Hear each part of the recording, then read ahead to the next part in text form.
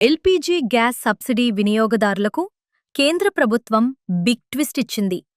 అధిక ఆదాయం కలిగిన కుటుంబాలకు సబ్సిడీ నిలిపివేసేందుకు మరోసారి కఠిన చర్యలకు దిగింది.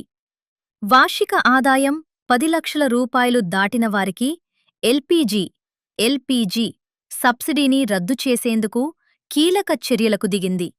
అయితే ఈ నిబంధన 2015 డిసెంబర్ నుంచే అమల్లో ఉన్నప్పటికీ గతంలో వినియోగదారులు స్వచ్ఛందంగా సబ్సిడీ వదులుకునేవారు.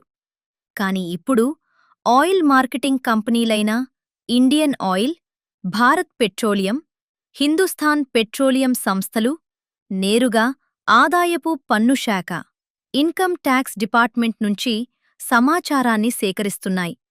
పాన్ కార్డ్ డేటా ఆధారంగా ఎవరి ఆదాయం నిర్ణీత పరిమితికి మించి ఉందో గుర్తించి వారి సబ్సిడీని తొలగించేందుకు జాబితాలను సిద్ధం చేస్తున్నాయి. ఈ కొత్త విధానం ప్రకారం కేవలం గ్యాస్ కనెక్షన్ ఉన్న వ్యక్తి ఆదాయం మాత్రమే కాకుండా వారి జీవిత భాగస్వామి ఆదాయాన్ని కూడా పరిగణంలోకి తీసుకుంటారు. వీరిద్దరిలో ఎవరి ఆదాయం 10 లక్షల రూపాయలు దాటినా ఆ కుటుంబం సబ్సిడీకి అనర్హులుగా ప్రకటించబడుతుంది.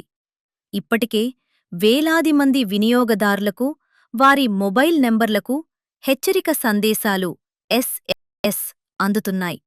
అందులో ఐటీ రికార్డుల ప్రకారం మీ ఆదాయం పరిమితి దాటిందని, దీనిపై ఏవైనా అభ్యంతరాలు ఉంటే 7 రోజుల్లోగా స్పందించాలని